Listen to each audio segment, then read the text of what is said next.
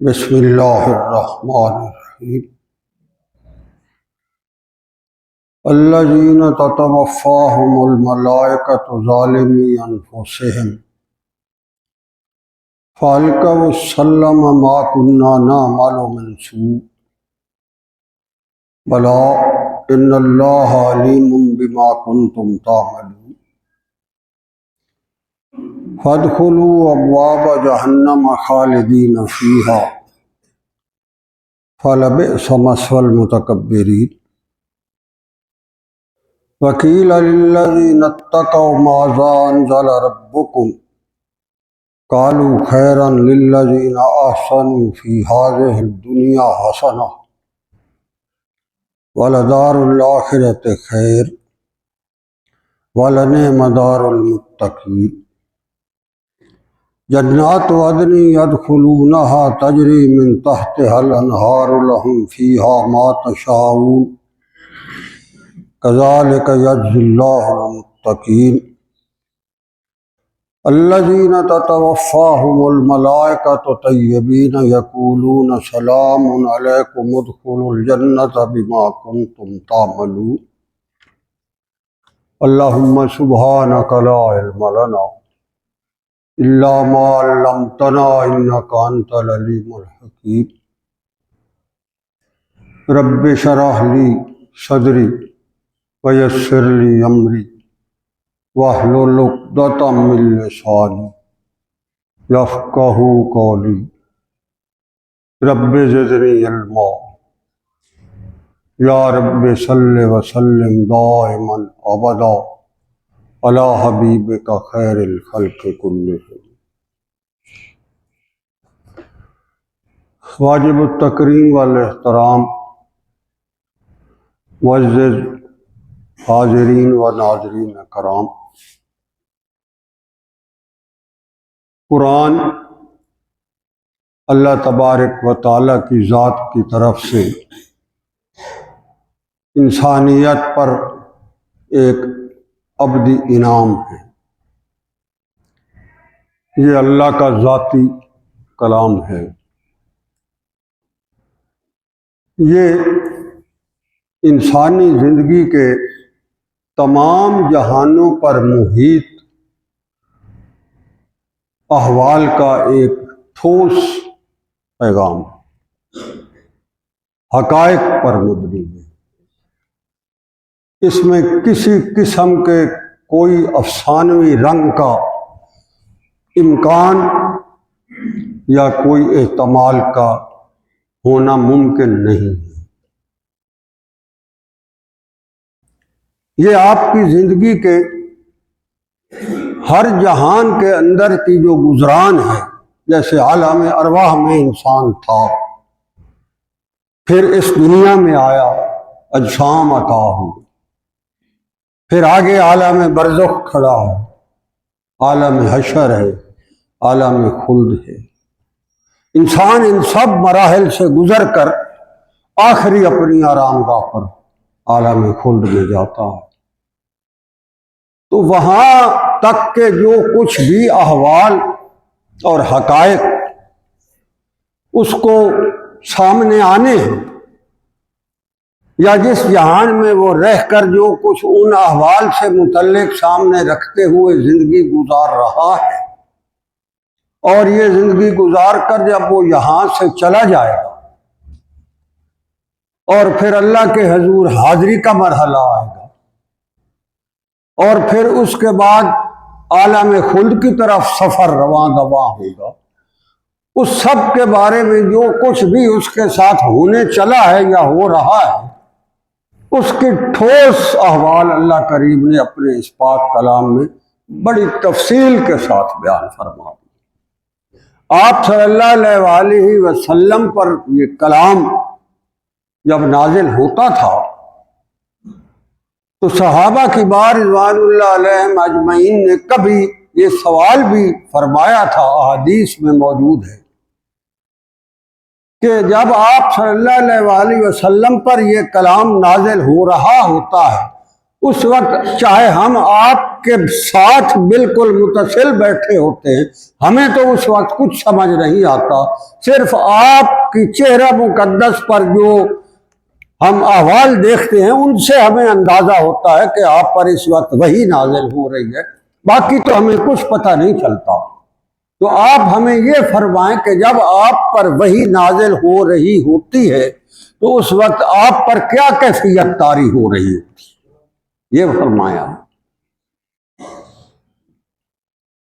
تو احادیث مبارکہ میں جو اس کا جواب آیا ہے وہ مختصر بڑا عجیب ہے۔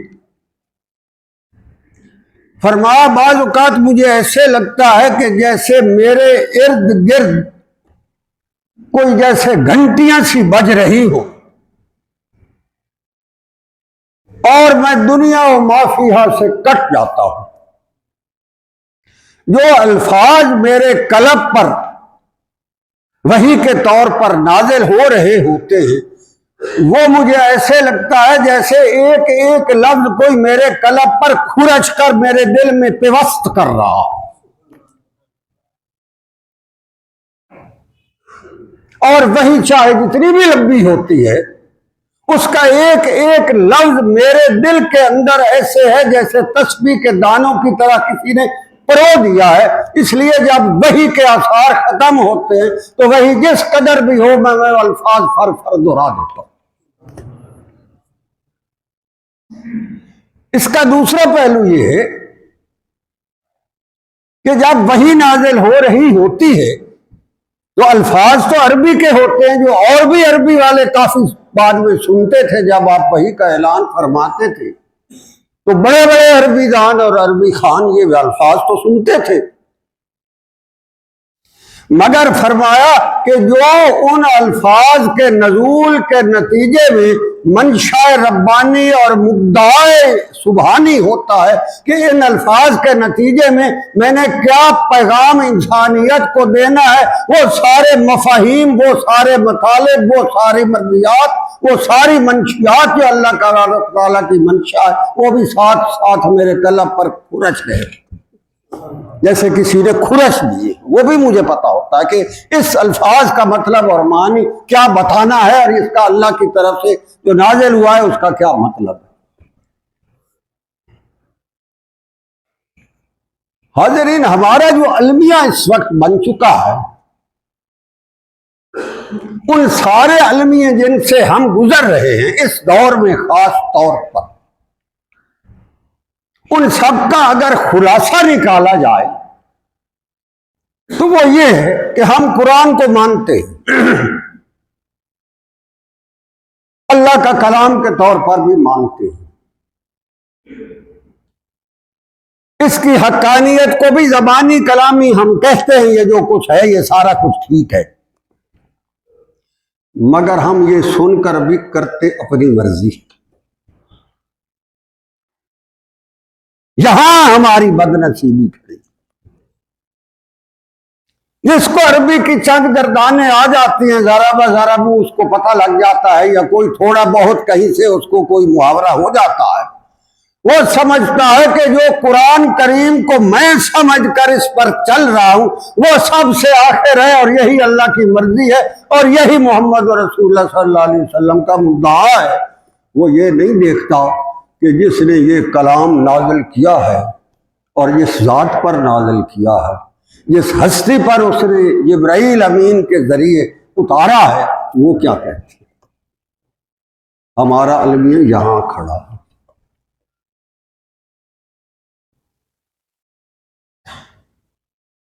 اور دوسرا اس کے ساتھ منسلک ایک اور اس سے بھی عجیب المیہ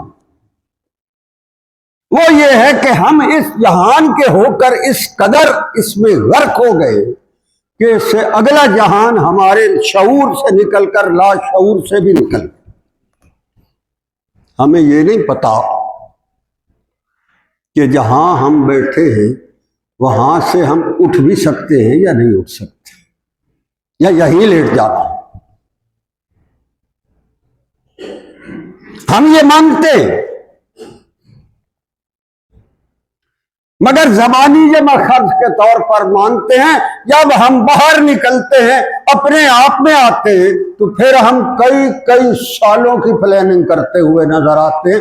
یہ ہمارے اس انداز سوچ سے میل ہی نہیں کھاتا کہ بھائی ہمیں تو یہ پتا ہے کہ ہم نے ابھی اگلا سانس لینا بھی ہے یا نہیں۔ یہ جو ہم اتنا لمبا چوڑا اس جہان کی زندگی گزارنے کے منصوبے بنا رہے ہیں، یہ کیوں بنا رہے ہیں؟ یہ اس سے بڑا علم ہے۔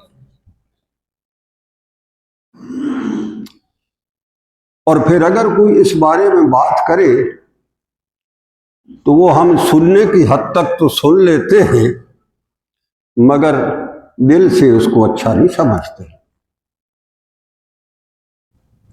کئی ایسی محفلیں ہوتی ہیں جن میں بڑی خوش گپیاں ہو رہی، بڑے کہہ کے بلند ہو رہے ہوتے، بڑی لمبی چوڑی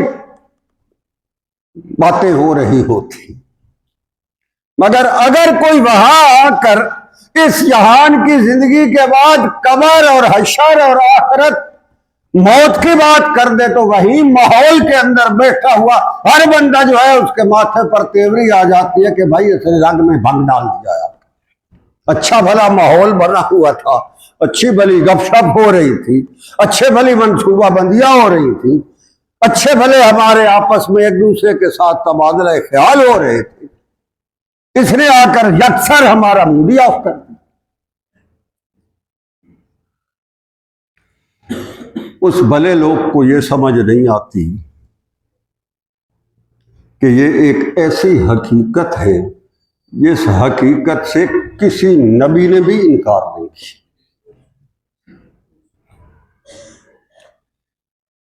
آپ صلی اللہ علیہ وآلہ وسلم کا جب اس جہان سے جانے کا وقت آیا تو احادیث میں موجود ہے، کسی نے دروازے پر دستک دی، اجازت چاہی میں اندر آ جاؤں۔ حضرت فاطمہ الزہرا رضی اللہ تعالی عنہا تشریف فرما تھی۔ حضرت عائشہ صدیقہ کی گود مبارک میں محمد رسول اللہ کا سر مبارک تھا، زندگی کے آخری لمحات چل رہے تھے، اور جب دروازے پر اجازت مانگی گئی تو حضرت فاطمہ الزہرا رضی اللہ عنہا فرماتی ہے میں نے سمجھا شاید کوئی فقیر ہے، کوئی سوالی ہے، تو میں نے اندر سے آواز دی ٹھک ٹھک نہ کر، اونچی آواز سے مت بول، میرے ابو کی طبیعت ٹھیک نہیں ہے، وہ آرام کر رہے ہیں۔ تو وہ فرماتی ہیں آپ صلی اللہ علیہ وآلہ وسلم نے فرمایا بیٹی یہ جو باہر کھڑا اجازت مانگ رہا ہے نا، یہ جب آتا ہے تو یہ کسی سے اجازت لے کر نہیں آتا، بس آتا ہے اور اندر چلا آتا ہے۔ یہ تیرے ابو کا در ہے کہ یہاں ملک الموت بھی کھڑا ہو کر مجھ سے اجازت مانگ رہا ہے، اس کو بیٹا آنے دو، اس کو اجازت دے دو، اس کو آنے، اس کو نہ روکو۔ یہ جب آتا ہے تو کئیوں دوسروں کے دروازوں پر تو پوچھتا نہیں، یہ تیرے ابو کی شان ہے کہ جب آ رہا ہے تو اجازت مانگ کر آ رہا ہے، اس کو آنے دو۔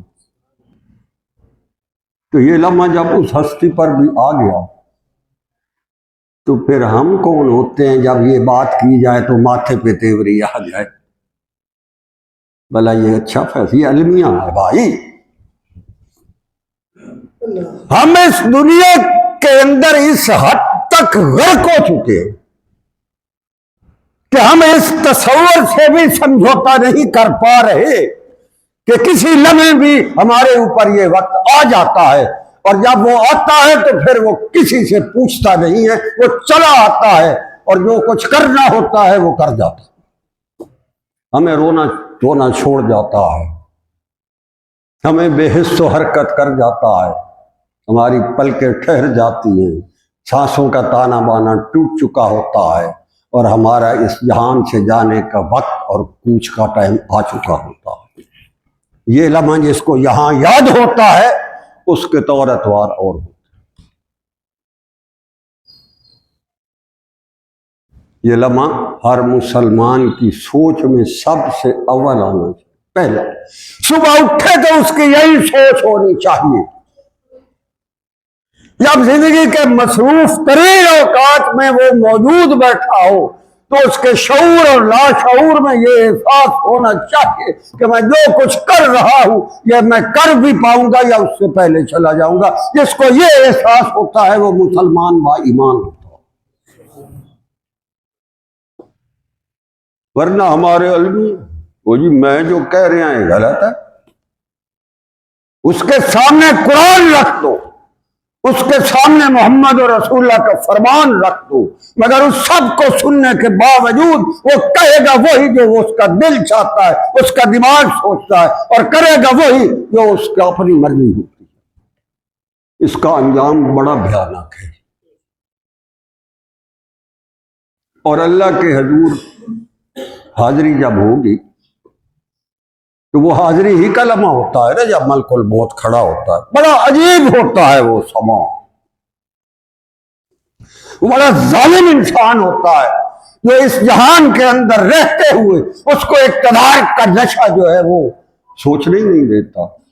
دولت کا گھمنڈ اس کے دماغ اور اس کے اعصاب پر سوار ہوتا ہے.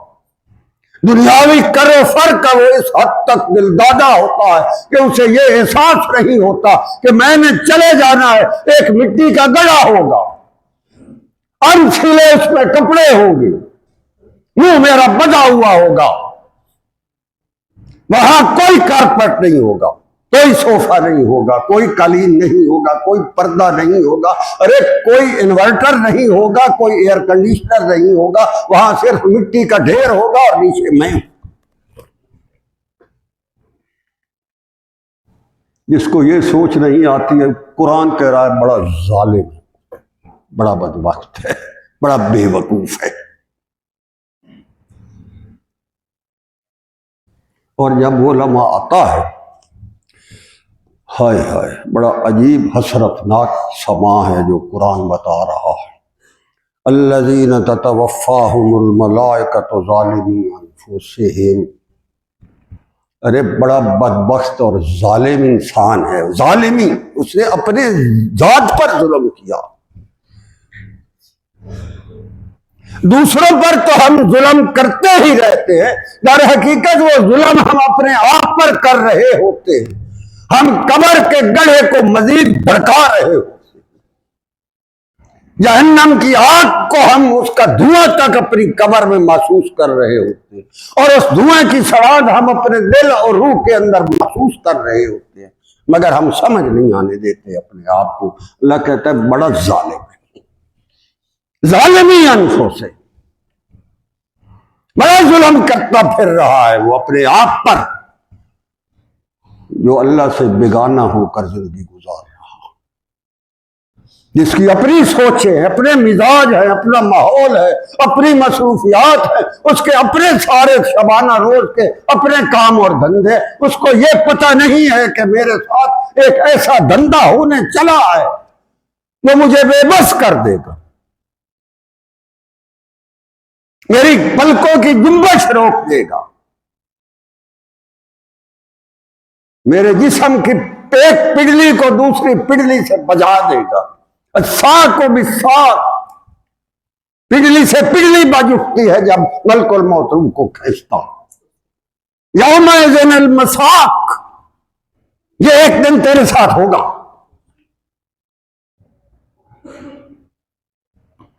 تو کہتا ہے بڑے ظالم ہوتے ہیں یہ لوگ.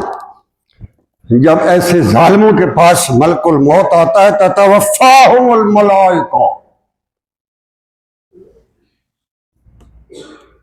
ملائکہ کا ایک لشکر ہوتا ہے جو آتا ہے.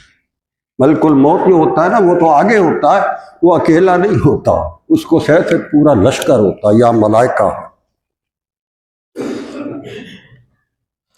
جب وہ آتا ہے اور وہ اس کی روح کی طرف ہاتھ بڑھاتا ہے، اسے سمجھ آ جاتی ہے کہ اب میری روح یہاں سے نکل رہی ہے، اور اب یہ جو مٹی سے پیدا ہوا جسم تھا یہ مٹی میں جانے چلا. اس وقت اس کی نگاہ جب اٹھتی ہے تو اسے اس وقت اللہ نظر آتا ہے. تو اس وقت پتہ ہے اللہ اسے کیا کہتا ہے؟ بات ہوتی ہے، یہ بات بتا رہا ہے قرآن. وہ اللہ سے کہتا فالقوا السلام، وہ جی میرے تے انی سختی کیوں فرما رہے ہیں جناب؟ تواڈے فرشتے میں کی کیتا سی؟ میں تو کچھ بھی نہیں کیتا. تو یہ کہے گا یہ جو ہم کچھ نہیں کیتے کو سمجھ کر کے ہم کرتے پھر رہے، یہ کیتا جب ہماری آنکھوں کے سامنے آئے گا اور ملک الموت دکھائے گا تو اس وقت اس کا جواب کوئی نہیں آئے گا سوائے اللہ کی پھٹکار. اس وقت بندہ کہے گا فالکو سلم، ہم نے تو کیا ہی کچھ نہیں، ہم تو سر تسلیم خم رہے ہیں. سلام، ہم تو تسلیم کیے رہے ہیں سب کچھ. اللہ فرما دے گا وہی جب یہ پروسیس ہو رہا ہوگا نا موت کا، فرشتہ آیا کھڑا ہوگا، بڑے بڑے عزیز و اقارب اور بڑے بڑے کر و فر اور بڑے بڑے معالج اور طبیب بھی کھڑے ہوں گے بے بس، انگلیاں منہ میں ڈال کر کے اب کیا کریں، کون سا انجیکشن لگائیں، کون سی بوتل لگائیں، کون سا گولی ٹپکائیں، کون سا کیپسول اندر ڈالیں کہ اس کا سانس آنا شروع ہو جائے، وہ بحال نہیں ہونے دے گا. اس وقت اوپر جو ہے وہ اللہ کے ساتھ معاملہ ہو رہا ہوتا ہے، ملک الموت سامنے کھڑا ہوتا ہے. تو اس وقت بندہ کہے گا جی فالکو سلم، وہ جی میں تو کیتا ہی کچھ نہیں سی، میرے نال اتنی سختی کیوں ہو رہی؟ میں کی کیتا ہے؟ میں تو سراپا تہاڈا حکم منیا جی، میں تو کچھ نہیں کیتا. ما کنا نعمل من سوء، میں تو کوئی غلط کام کیتا ہی نہیں جی، میں کی کیتا ہے؟ اس وقت روئے زمین پر ہم سب سے جو بڑا سنگین شدید مہلک تباہ کن جو ہم کام شعور اور لاشعور میں کر رہے ہیں، جس کا ہمیں احساس نہیں ہے، میرے بھائی میں پوری ذمہ داری سے کہتا ہوں وہ انتہائی گھناؤنا ترین کام یہ ہے کہ ہم اسلام کو ناقابل عمل کہہ کر پلیت کافرانہ طاغوتی نظام سے امید باندھے بیٹھے ہیں اور اللہ کے پاک نظام کو ہم ناقابل عمل کہہ کر رد کیے بیٹھے ہیں. اس سے بڑا گھناؤنا جرم اس وقت روئے زمین پر میری نظر میں کسی مسلمان کا اور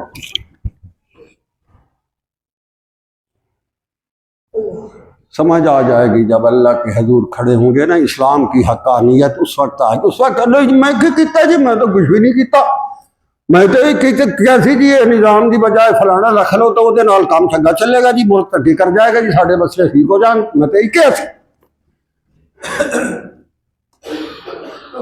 اس جرم کی پوری قوم من حیث المجموع ہم سے یہ سرزد ہر لمحے ہوتا. اگر نہ ہوتا تو ہم اللہ کے دین کی عظمت اور اعلیٰ کلمت اللہ کے لیے میدان میں کھڑے ہو کر اس وقت تک چین نہ لیتے جب تک اللہ کا دین غالب نہ آ جاتا اور کفر اور طاغوت یہاں سے بھاگ نہ جاتا. کفر اور طاغوت کے ساتھ ہماری شعوری اور لاشعوری وفائیں، محبت کی ادائیں، اسلام کے ساتھ غداریاں، محمد رسول اللہ کے دین کو ساتھ بڑی تبصرے اور تنقیدیں، اس سے بڑا جرم اللہ کے نزدیک اور اس کائنات میں کوئی ہو سکتا ہے. تو جب ہم اپنی اس وقت صفائیاں دے رہے ہوں گے نا، ملک الموت سر پہ کھڑا ہوگا، تو جب ہم کہہ رہے ہوں گے فالکو سلم ما کنا نعمل، میں تو کچھ کیتا ہی نہیں جی، میں کی کیتا سی، میرے نال کی سختی. ادھر سے جواب آئے گا بڑا عجیب جواب، بلا کہ نہیں میں بتاتا ہوں تجھے تو نے کیا کیا ہے میرے دین کے ساتھ، میں بتاتا ہوں تجھے. بلا ان اللہ علیم بما کنتم تعملون، مجھے پتا ہے تم میرے دین کے ساتھ کیا فنکاریاں کرتے رہے ہو، دنیاوی مفادات کے اسیر رہے ہو. سنت خیر الانام کو حرکت اور اس سنت مبارکہ اور مطہرہ کو تم گھٹیا قرار دیتے رہے. الیاذ باللہ، اللہ پڑا دے. ارے تجھے محمد اور رسول اللہ کی ادائیں پسند نہیں آتی تھی، کفر اور طاغوت کی باتیں پسند آتی، تجھے وہ کلچر اور تمدن اور ثقافت مرغوب تھا، تو ان سے مرعوب تھا، سنت خیر الانام سے تجھے چڑھ تھی. تیری بظاہر شکل و شماعت سے لے کر تیرے کام، تیرے نظریات، تیرے افکار، تیرے افعال، تیرے اعمال، تیرے اقوال، یہ سارے باغیانہ تھے. مجھے پتا تھا تو کیا کرتا پھر رہا ہے. اب آ سامنے بلا، میں بتاتا ہوں تجھے تو کیا کرتا رہا. میرے بھائی اس علمیے سے نکل آؤ.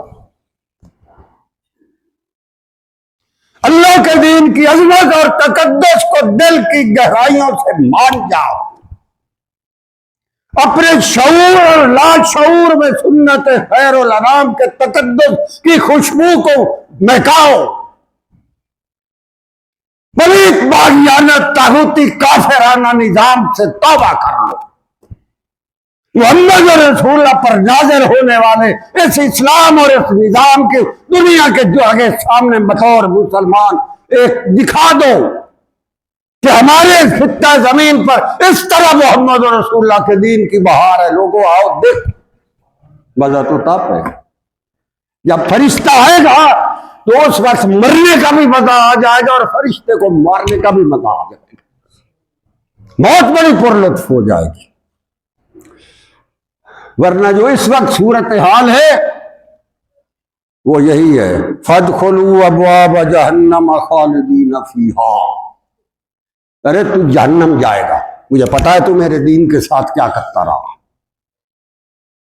بھائی یہ جو قبر میں جا کر نا ماں ربو کا ماں دینوں کا ماں نبیوں کا، یہ تو قبر میں جانے کے بعد کے سوال ہے. یہ سکرات کے سوال ہے جو یہاں جب موت کا عمل طاری ہو جاتا ہے وہاں کی بات ہے. ابھی سے آ گیا ہے کہ تو جہنم جا رہا ہے. میں بتاتا ہوں تجھے تو میرے دین کے ساتھ کیا کیا کھلواڑ کرتا رہا. سمجھ تو وہاں آ جائے گی. فَادْخُلُوا أَبْوَابَ جَهَنَّمَ خَالِدِينَ فِيهَا فَلَبِئْسَ مَثْوَى الْمُتَكَبِّرِينَ. ارے تم میرے دین کے مقابلے میں تکبر کرتا رہا. جب میرے دین کی بات ہوتی تھی تو تیرا موڈ آف ہو جاتا تھا. تو اس محفل میں جانے کو تیرا دل کرتا تھا. تجھے وہ بات پسند نہیں آتی تھی. تجھے اتنا کبر تھا. یہی بات قرآن نے ایک اور جگہ بتائی ہے. یا موسیٰ علیہ السلام نے فرعون کے سامنے کھڑے ہو کر کہا فَكَذَّبَ وَعَصَىٰ ثُمَّ أَدْبَرَ يَسْعَىٰ فَحَشَرَ فَنَادَىٰ فَقَالَ أَنَا رَبُّكُمُ الْأَعْلَىٰ. اس نے بربلا کہہ دیا تھا ہم حرکات و سکنات سے کرتے ہیں، بات تو ایک ہی ہے بھائی. بڑے دربار میں جب موسیٰ علیہ السلام نے اس کو اللہ کے دین کی بات کی. آج کا ماحول ہم نے یہ بنا دیا کہ ہم کسی محفل میں سو کال جو بڑا اشرافیہ ہے وہاں کی محفل میں بیٹھ کر آپ اللہ کے دین کی بات کرنے ہی مجبور نہیں. غلو پسندی لوگ اٹھا دیتے، اگر اس کا بس چلے تو وہ کھا جانے میری نظروں سے دیکھتا. تو اللہ کہتا آ لو میرے پاس، یہ تھوڑا ہی وقت ہے. کسی لمحے بھی تیرے اوپر جب یہ آئے گا اور میرا فرشتہ آئے گا تو پھر تو کہے گا میں کیتا کی تھی. میں بتاؤں گا تو نے کیا کیا گناہوں نے جرم کیا ہے میرے دین کے ساتھ. اب بتا، میں بتاؤں گا. تو وہ کہتا ہے فَادْخُلُوا أَبْوَابَ جَهَنَّمَ خَالِدِينَ فِيهَا. تیرا انجام یہ تھا، درجہ و سنجام سے یہاں وقت ہے. فَلَبِئْسَ مَثْوَى الْمُتَكَبِّرِينَ. یہ کبر چھوڑ دو، اناق کے گھوڑے سے اتر آؤ. عاجزی اور فروتنی اور اخلاص اور احباب کا دامن تھام لو. محمد رسول اللہ کے دین کے غلام بن جاؤ. سنت خیر الانام کے پاسبان بن جاؤ. تیری موت کا وقت آ رہا ہے اور جب یہ آئے گا تو فرشتے کو بھی تیری موت لینے پر مزہ آئے گا اور تجھے فرشتے کے سامنے اللہ کے حضور پیش ہونے میں بھی بڑا مزہ ہے. تو اللہ کہتا ہے یہ جو درویش تھے نا، جب ہم ان سے کہا جاتا تھا وَقِيلَ لِلَّذِينَ اتَّقَوْا، مرتے تو سارے ہیں نا، ہم سب نے جو جانا ہے. تو جو درویش حق یا مرتا ہے ماذا انزل ربکم، اللہ اس سے بھائی جو کچھ میں نے نازل کیا تھا اس کو کیا کرتا ہے، مجھے اس کو پتا تو ہے نا یہ کیا کر رہا ہے، کیا کرتا پھر رہا ہے. کہتا ہے سے میں پوچھا جائے گا ماذا انزل ربکم قالوا خیرا، وہ آگا خیر ہی خیر، تیرا دین ہمارے لیے بہت بڑا ایران تھا، ہم تو یہی جھولیوں میں سمیٹتے رہ گئے، ساری زندگی سنت خیر الانام کو اپناتے گزر گئی، تیرے دین کی عظمتوں کے جھنڈے بلند کرتے گزر گئی، تیرے دل اس قرآن اور اسلام کے نظام کا ہم اعلان کرتے کرتے سرے میدان سرے دار آ گئے، تیرے حضور آئے۔ اللہ یہ تو بڑا مزے کا دین تھا، بہت مزہ آیا تیرے اس محمد رسول اللہ پر نازل ہونے والے قرآن پر عمل کر کے بڑا لطف اٹھایا۔ للذین احسنوا فی ہذہ الدنیا حسنہ ولدار الآخرۃ خیر۔ سبحان اللہ، کہتا ہم تجھے یہاں بھی اپنے دین کی عظمت اور تقدس پر عمل کرنے کے انعام کے لطف ثمانیاں دیں گے، تیری ہر وہ حرکت جو محمد رسول اللہ کی سنت کے صاحبان کے نیچے ہوگی ہم اس کا مول ڈالیں گے، تجھے خیر دیں گے، تجھے یہاں جب موت آ رہی ہے اس وقت بھی خیر ہوگی، جب یہاں سے قبر میں جا رہا ہوگا یہی فرشتے تیرے ساتھ بڑے ادب سے بات کریں، ہماری طرف سے جو پیغام آئیں گے وہ جنت کی کھڑکیاں کھول دیں گے، تیری قبر کو جنت کی بہاروں میں سے ایک بہار بنا دیں گے، ہم بھی تجھے یہ انعام دیں گے۔ وہ کہہ رہا ہے وَلَدَارُ الْآخِرَةِ خَيْرٌ، کہتا جب آگے آخرت میں آگے پھر تو مزے ہی مزے، یہ تو تیری موت کے وقت کا یہ پیغام ہے، قبر کے اندر کا پیغام ہے، حشر کے اندر کا پیغام ہے، اور جب آگے آؤ گے وَلَدَارُ الْآخِرَةِ خَيْرٌ، میرا وعدہ رہا میں تجھے خیر اور برکتوں سے جنت میں تجھے نوازوں گا، میرا وعدہ، یہاں میرے دین سے وفا کرو، اس حقیقت کو سمجھو۔ وَلَنِعْمَ دَارُ الْمُتَّقِينَ، بڑا مزے کی زندگی ہوگی جو میرے اس دین کی عظمت اور تقدس کی پاسبانی کا جذبہ لے کر یہاں زندگی گزاریں گے۔ جب تمہاری زندگی یہاں سے جائے گی ملک الموت آئے گا تو تجھے مرنے کا بھی مزہ آ جائے گا، جب تو قبر میں جائے گا تیرے لیے ہم جنت کی کھڑکیوں کے ہوا اور بہت کھول دیں گے، جب تو ہمارے حضور آئے گا تیرے چہرے کو سورج سے زیادہ چمکا دیں گے، اور جب تو جنت میں جائے گا ہم تیرے اوپر انعامات کی بارش برسا دیں گے۔ اللہ کے دین سے وفا کرو، محمد رسول اللہ کی سنت خیر الانام کی پاسبانی کا حق ادا کرو،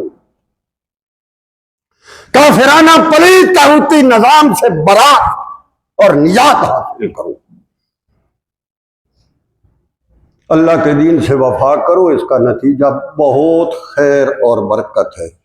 خیر اور برکت تجھے یہاں بھی عطا ہوگی، جب ملک الموت آئے گا اس وقت بھی عطا ہوگی، قبر میں بھی عطا ہوگی، حشر میں بھی عطا ہوگی، پل صراط پر بھی عطا ہوگی، اور اللہ کے حضور حاضری کے وقت بھی مزہ آئے گا۔ وآخر دعوانا